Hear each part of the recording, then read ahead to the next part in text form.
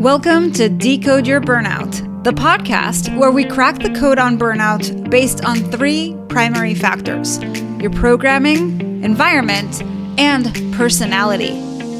We also feature experts who debunk the myths about what it takes to be successful in their industry and spin those tips to fit the workplace so you can optimize the way you work.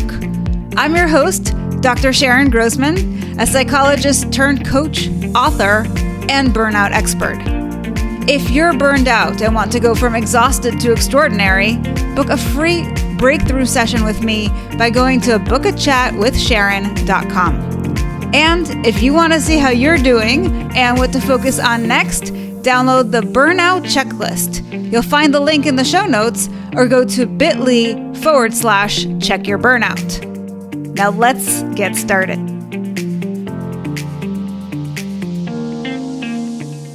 Hello, Decode Your Burnout fans, and welcome to another episode with me, Dr. Sharon Grossman. And today I am joined by Dr. Jacqueline Kerr. She is in the top 1% of most cited scientists in the world. Now, she burned out from her job as a public health professor, and now she is on a mission to prevent working mom burnout. She also hosts the podcast Overcoming Working Mom Burnout. And Jacqueline, I'm super happy to have you here to share your burnout story. So welcome to the show. Thank you. And it's fine to get the name wrong of the podcast. It is about overworking still sometimes. So there you go. So tell us a little bit about your burnout journey. What led you to burnout and how did you end up where you are today? Right. So I as you mentioned in the introduction, I was a professor of public health, and that was very much in a research position. So I got research grants from the National Institutes of Health and ran research programs and managed a team of about 40 staff and students. So we were doing a lot of research, bringing in pretty big research dollars, sometimes $10 million grants. So there's a lot of responsibility that comes with that. But then also as a professor, you're also responsible for your teaching, for your service to the university. I was doing work in the community, so I was also trying to do service for my community and help with community change, building more supportive environments and age-friendly environments for older adults. So a lot of different roles at work. And then I was a mum of two and wanting to be the best mum I could possibly be. My son was also diagnosed on the autism spectrum, and he was really struggling at school, and I was trying to work out how I could support him more. And then we got a puppy.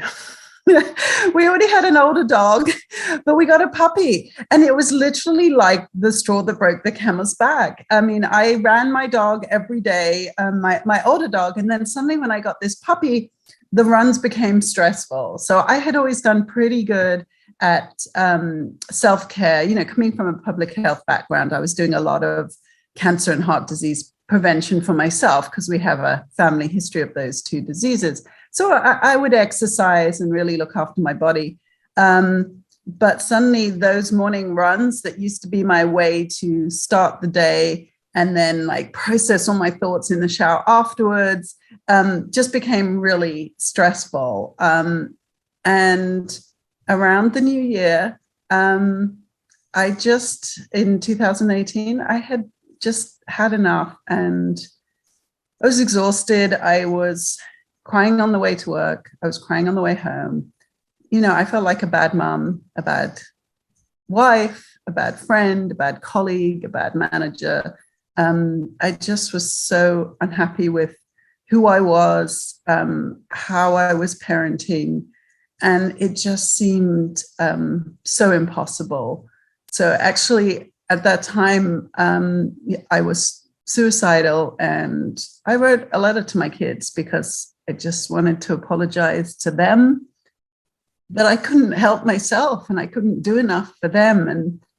And luckily I told my husband about doing this. And so he kind of set into action and said, okay, let's not go there. Let's get you the support you need. Please go see a therapist. Please take a leave of absence from work and do everything you can. And so that was hard, definitely for a couple of months. I couldn't shake that feeling of just not wanting to go on. But therapy really helped with that. And then when I went back to work, I had got sort of my body into a place where I could feel again, I suppose, because I'd suppressed my feelings so much. And, but what, I had been starting to have some panic attacks and really just couldn't control my breathing sometimes. So I had managed to get that under control. But then when I went back to work after 3 months, like the stress hit me like a truck, because I think I had got my body into this better state of calm. And then I went back into the environment that was also so stressful and didn't know how to say no. The first day back at work, I had 3 students come to me and say, oh, can you mentor me around this particular area of science that I was an expert in? And I felt terrible because I knew I had to say no and I didn't know how to say no. And I just felt like this is never going to end. I just can't do this thing where I keep getting asked to do more. So then I left that job and didn't really think of it as burnout till later. I'm 50 next year, and my mom was like, oh, it's probably your menopause or something. And I kind of saw it as maybe just having this midlife crisis. But then once I started to read about burnout and understand how the environment and my personality combined just was such a bad mix, I started to understand that really was what it was. So I'm constantly still having to work to not get burned out. I tend to slip into that overwork and over responsibility, taking it all on my shoulders quite easily. Wow, that's quite a story. Thank you so much for sharing that. I'm sure that was very moving for people listening to this. And I love it because it's so raw and it's so real. And so many people actually have a story like that. And they don't, kind of like you didn't understand that what you were going through at the time is burnout. They don't realize it as they're going through it. People think, oh, I'm depressed, or, oh, I have, anxiety, or whatever the thing is. But it's like all of the things, and as you were reflecting back now, I think you can see how there's so many things that kind of built up and built up and built up until it's like that puppy was the last straw. Right. I know. Right. I know. Isn't it crazy? Something like that. Yeah, it does just kind of break you. And I think that's some of the things I've learned is, yes, there's workplace burnout, there's job burnout, but there's also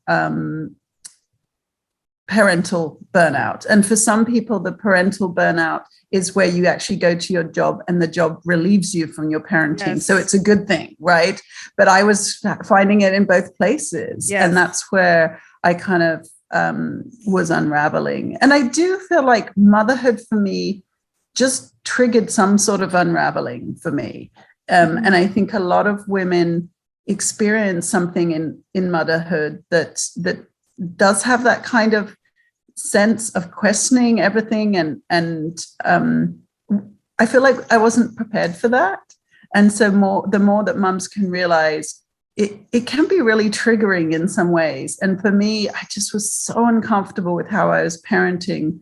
And I was just parenting in a very sort of automatic way that had been modeled to me, but it didn't sit well with me. And I didn't know it. I just didn't like myself one bit, but I couldn't quite work out what it was. So definitely getting help from a coach and therapy helped me be able to see things differently. So that helped. So this is super interesting, right? Because there's so many things that you're saying here that are relevant to burnout, but we'll start with the environmental factors, right? So there's so much going on. And if we look at nothing else, we see how you are taking on so much responsibility, both in your job and then, and the job's even like multi-tiered. There's, the professorship stuff, and then there's the grant writing and the staff and the students. Like there's just all these people. They're all on your shoulders, right? And then on top of that, you're going out into the community. And then on top of that, you've got all the stuff going on at home with the 2 kids, one of which has special needs. And then you've got the 2 dogs, one of which is a puppy. I mean, it's like the perfect storm, right? So we've got all of that. And then, of course, there's the personality stuff, which the way I typically break it down is 3 burnout profiles. And you fit the profile of a feeler.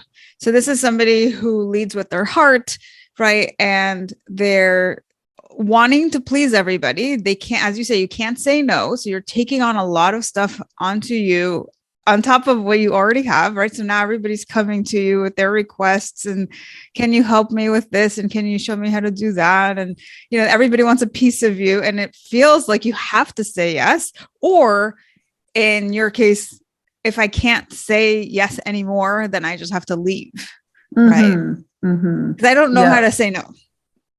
Right. So just like, let's remove myself from the situation. I don't have to deal with it. That's sometimes easier when we don't know how to say no. And I'm sure through all the therapy and the coaching that you've done since, like you've probably worked on that. Can you share a little bit about where you're at with regards to that? Yeah, and one of the other, I don't know kind of what your other profiles are, but what I learned a lot about being a perfectionist. Now, to me, I was never a perfectionist, right? Because I never did anything perfectly. So it's like, I'm not a perfectionist. My goodness, no. And I would always say to my team, we've got to get this done. Done is better than perfect, right? That's what I wanted us to always be moving forward. But then when I started to read about perfectionism, and probably mostly from Brené Brown, when she described it as never feeling enough, I went, oh, that's me. That's totally me. So that to me did not, like, that wasn't in my understanding of like what perfectionism was. But that feeling of never being enough was really hard. So in terms of the saying no and the boundaries, I really, really still struggle with that.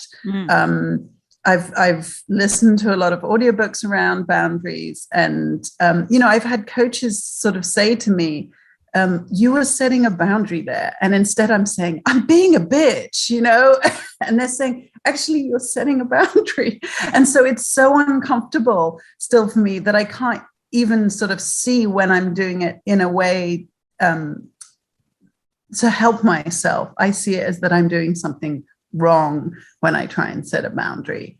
So yeah, I think there was a lot of just childhood programming around pleasing others and putting other people first. And that has been, that seems so hard to unlearn.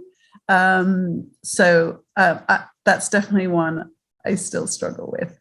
Yeah. And thank you for saying that, because that was actually going to be my next question to you. Is you have all this programming clearly in place, but my question is, where do you think that came from? This idea that you aren't enough and that other people come first and your job is to please others. Where did that come from?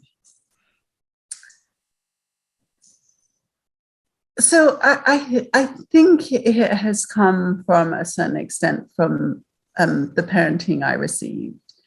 So part of my story was my father moved abroad a lot for his work when I was a kid. So I ended up going back to boarding school in the UK. And so I think just that boarding school experience, especially I was 10 years old when I went.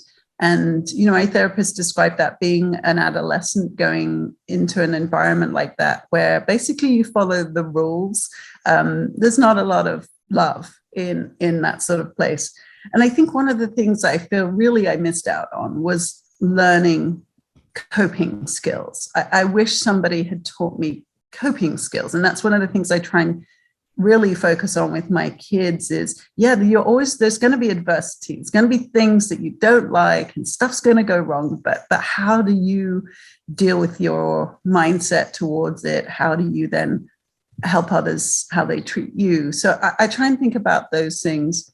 And actually, I'm such a huge part of my process, and you see all the books behind there. And I've listened to so many Audible books. I've just gone on so many walks listening to audiobooks, trying to understand things. And the one I listened to most recently was Adult Child of Emotionally Immature Parents. And so that really, I ticked so many of those boxes. My mom really struggles to express her emotions. If she tries to say what she wants, she starts to cry, and then she shuts down completely. So she was never able to express her emotions. And then my dad gets angry quite easily. And even one of the things that in that book, it was sort of saying, you don't take responsibility for your emotions. He would blame it on the fact that he was a Gemini and that he had these two personalities and that we all just had to put up with it, Mm-hmm. And so, things like them saying, okay, they would never look into what they might be doing or ever apologize or ever take accountability for these things. So I just think I had these two, like my mom just not able to express her emotions, and my dad, being sort of angry. The two of them just made me suppress mine and suppressing my emotions just to like stay out of either upsetting my mom or annoying my dad. Was kind of how I try and understand it now, right? Because that made sense to me when I started to listen to it in this book and sort of recognize that when you're not allowed to show up as yourself, and I think lots of times people have sibling rivalry, and I didn't necessarily have that with my brother, but there was always this thing that my brother was naturally intelligent, and therefore everything he did was great. And the only reason I succeeded was because I worked really hard. So it was almost like any achievement I had was always put down to that. And it was so helpful for me when I read Carol Dweck's book, Mindset, because she was basically saying, talented people are only successful because they work hard. And I was like, yay, that's me. Thank you for giving credit for hard work. Yeah. So they had a very fixed mindset. So learning to let go of that fixed mindset, those things have been really helpful to me to reflect back. And I think what's great about that book about the adult, immature adults, because I worry about that. Like I describe myself, when I was going through my burnout and working then, I think I was like quite emotionally immature because I didn't let myself feel things. And like you say I'm a feeler. And so I think I should lead with my emotions and I should have let myself. But when you're suppressing that huge part of yourself because you're so uncomfortable with it, I think that's probably what has really made me struggle in many ways. And so learning how to express those emotions, because again, one parenting book I read basically was saying that let your kids express their emotions because from there they learn to recognize what they need. And I was like, oh my God, that's why I don't know what I need. That's why I have no idea what I want anymore. It's because I've suppressed them. So, and again, that book, I was saying the book about the emotional immature parents, right, is what is it about their parenting that might have led them to that place? So you're trying to understand a little bit, they probably had parents that didn't give them space to be themselves. Certainly. And so, yeah, it helps you just try and recognize that. But for me, it's been helpful to try and understand their influence on me, but also my influence on my kids. I just so want to do the right thing by them. Yeah, I keep hearing that, how you are not just like, hey, I'm a mom, I've checked the box, but I want to be the best mom. That's kind of how you said it. So, maybe that is that perfectionism of like, I have to be the best. And no matter how much I do, it's still never good enough. And so you get to that point where you just don't want to exist anymore. And that's really the danger, Mm-hmm. So thank you again for sharing your story. And I know you're in a better place now. You're no longer in that job. You're no longer burned out. So you're helping other people now with this stuff. Tell us a little bit, if somebody's listening to this and they really resonate because they are that people pleaser and they have trouble with boundaries, or maybe they don't know what their needs are and things like that. What are your tips for somebody who's currently burned out and have those very similar factors that contributed to theirs? Yeah, I think there's definitely two things that you can look at. So one is, what can you own yourself? And that I definitely, as I say, I own that I didn't necessarily have the skills and the emotional intelligence to handle things. So coaching has really, really helped me with that. I'm not a coach myself, but I so admire coaches. I feel like they give you perspective and permission to let go a lot of those unreasonable expectations. But they also give you the perspective to say, never being enough is such a terrible mindset, because you can never you can never prove that you're good enough with that. When will you know you've done enough? So those types of questions and perspective, I find that very helpful. And a lot of people say, I think therapy can get you to functioning, and then coaching can get you to thriving. Because I definitely feel like once I started coaching, I got so many more tools and practices that I could use. So I do a lot of writing. Writing helps me just in so many ways express what I'm feeling, work through thoughts, but also then even thought models that coaches give you to really break it down and start to see, okay, what are the different angles that this could be? And I think that helps me in relationships too, because I immediately trying to say, okay, what other perspectives could be here that I haven't thought about? Mm-hmm. But I think a big one for me, especially with working moms, is that it's not all your fault. You really are not to blame. There's so many expectations on you from society that are totally unreasonable. There's no support in the US for childcare, for parental leave. These are things that make it so much more difficult. One of the people I interviewed on my podcast also had looked at parental burnout and said, when a society is very individualistic, it's so much harder for people to ask for help when that is the culture. And that is the culture here in the US. You do it all on your own and you don't ask for help. And that is not helpful for mums. And then to me, in the workplace, we are working so hard and we're not receiving the pay or the promotions that work deserves, that the system at work is not equitable. There is a maternal wall. As soon as you're mum, you become a mum. Even in, for example, in academia, they've done studies to show that as soon as you become a mum, your publications drop off, right? And it doesn't happen for the men. And the same with the pay. It's almost like fathers are the best, well-paid person in a company. Then you have the men, then you have the women, and the mums at the bottom of the pile. So it's really like we have this structural disadvantage.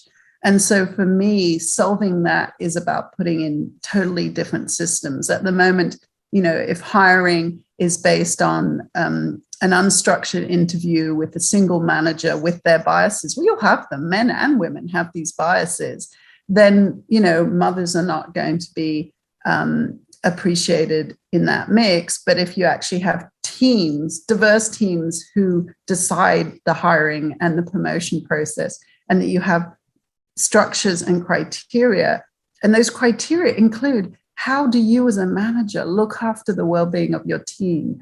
They were showing that during COVID, so many mothers who are managers have been really working on the well-being of their teams and helping their teams with their mental health. But they're not evaluated for that. Yeah, totally. Right, exactly. And we have those skills, right? Well, we forged those skills in childbearing, right? In child rearing. I was going to say, it sounds like you in the workplace, how you were going above and beyond to take care of all these things, and maybe not necessarily getting credit for all the things that you were doing. So now, if people want to get in touch with you, is the best place to send them to your podcast, or do you have something else that you want to share? Yeah, the best place is my podcast. So Overcoming Working Mom Burnout. And I interview burnout experts like yourself and leadership and life coaches. And I interview HR and DEI experts as well. So a real mix of people that can help you either with your mindset or the environment managerial type perspective of how to work differently and how to set up systems at work that are more human and more equitable. And I have my own website, drjacquelinekerr.com. So I have blogs and some resources on there as well. Fantastic. So I encourage everybody to go check out the show. And I know we're scheduled to record, I think in March. So I'm excited to speak with you more. Yeah, so we'll be there. And I've got your book. Yep, I've got your book right here. Here we go. Fantastic. This is my Christmas reading. Very nice. So thank you again for being on the show and sharing your story and your tips. And I look forward to being on your show and sharing some of my tips as well. In the meantime, thank you everybody for tuning in, and we'll see you again next week.